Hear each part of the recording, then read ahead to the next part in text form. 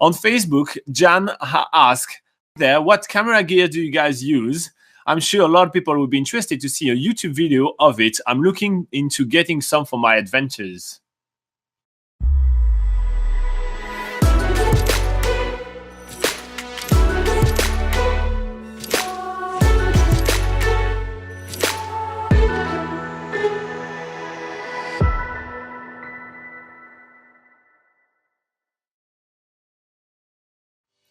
Awesome. So what camera did we use when we filmed New Zealand's biggest gap year? And what camera are we using now? Did we like them? Did we not like them? So we're going to go through our cameras quickly, and then we go dive into New Zealand travel questions. So the first thing that we've been using, you guys seen that we try to experiment a lot with 360 cameras. And so we bought a Theta 360.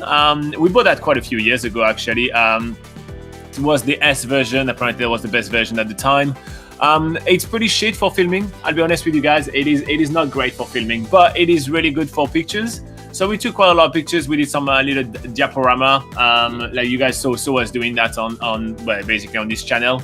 It's just it's fun to play around with. I think it's more gadget-like, so we decided not to use that too much anymore. Yeah. So yeah, actually we have to sell this thing. Yeah, we should sell it. Maybe someone on trade. Does anybody want a 360 camera? Let us know. So then we also bought GoPros. Obviously, everybody has GoPros. Now, back when we were filming New Zealand's biggest gap year, we actually bought Gopro Hero4. The reason why we took the Hero4 is because it has an LCD screen with a touch screen at the back. Now, all the GoPros have that nowadays, but it was the first one that had that. And because there was other GoPros that came out after that, so it made the Hero4 really cheap. So we bought them secondhand, and you allowed us to buy like 2 or 3 of them, which may give us a lot of peace of mind. You know, it was like $200 for each or something like that. It was really cheap. If we lose it or break it, it was totally fine. And also, if we actually ended up having 2 or 3, we get multiple angles, because, you know, sometimes you saw us, we had like, let's say the 30-minute boat trip to make a whole video for you guys about it. So in 30 minutes, you need to find as many shots as possible. So having multiple cameras placed around the boat, for example, was very, very helpful.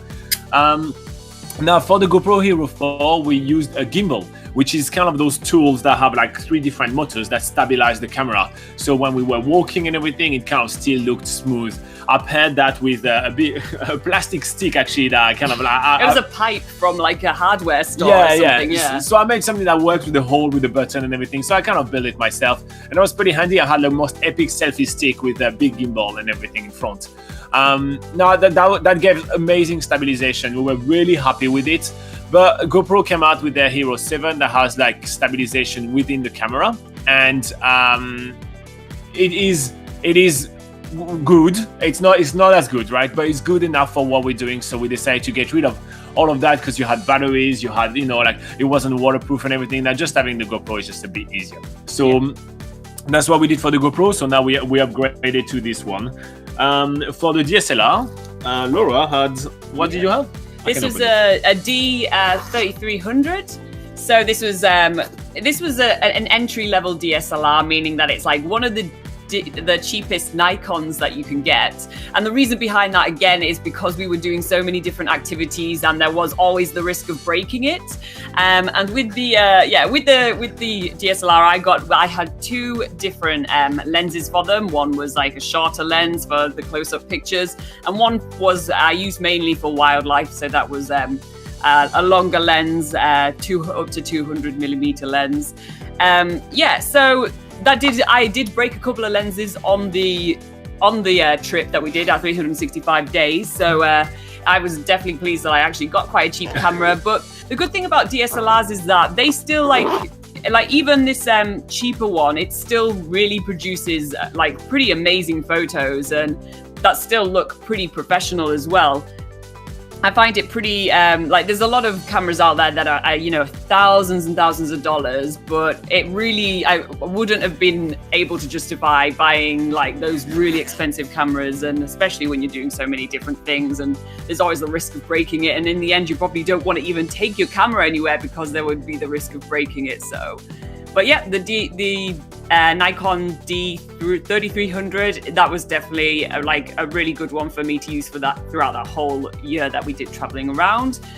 But yeah, let's move on And to then this. drone-wise, so when we were traveling around New Zealand, we had a Phantom 3. I mean, we're still traveling around New Zealand, but when we did New Zealand's biggest gap year, we had the Phantom 3. The same process than the GoPro. There was some new Phantom that came out, so we made the Phantom 3 really cheap. And like that, in case we lose it or break it, well, that was much easier. Now we upgraded to a Mavic Air, which is very small and very easy to use. Now the thing with drone is that it costs a lot of money, not the item itself. I mean, yes, it does, but the flying the drone around, you need to get permission, you need to buy permits for every dockland and everything like that. So we don't necessarily advise to travel in New Zealand with a drone. It was very handy for us because we do that kind of almost commercially, you know what I mean? So it was very handy for us, but I wouldn't advise actually going for that again. Yeah. We actually ended up using it much less than what we thought we were using it, and but you know, it gives that different angle, and it was fun from time to time. So we don't regret it, but it's just kind of like, is it really something that travelers should travel with around New Zealand? Not really. There's so much regulation, and we do have plenty of videos about that. So make sure you check out the link below and the articles below.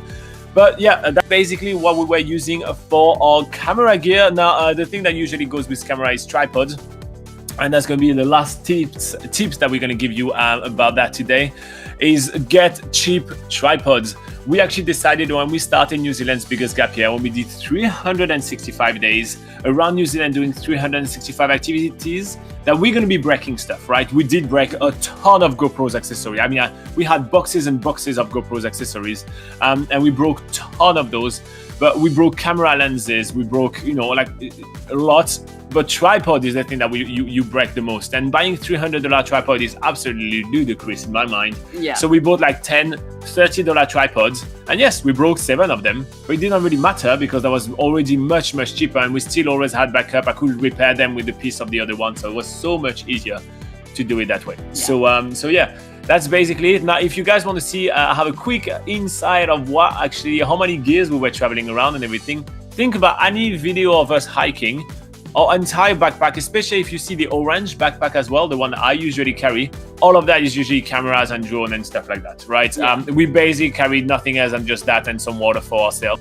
And yeah, we were roughing it for everything else just because we had to have all the cameras. And one of the really funny videos is when we go to Stewart Island. Yeah, I was thinking of that one. Yeah. If you see us going to Stewart Island, you see us actually carrying all the boxes and everything. So we go there for like 3 nights.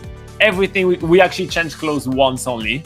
So everything we're carrying is just cameras. So just if you want to have an idea, go to our YouTube channel, check out the Stewart Island video, and see basically it's a little behind the scene basically. Yeah. See what it was like for us. And yeah, remember for the 3 or 4 days we were in Stewart Island, we changed clothes once. Everything else was just cameras. So yeah, it was quite cool. Anyway, that's pretty much it for that. If you want some more information about all that, we have plenty of links below. And if you have questions of your own, make sure to give it to us right now in the live chat below in the comments. I see the live chat being really Spanish filled. Yeah, Spanish filled. Yeah, exactly. Actually, there is someone that say hi from Costa Rica. So yeah, there is not just Spanish, but yeah. I think they speak Spanish in Costa Rica. Just tell me if it's Portuguese or Spanish. I hope I'm right.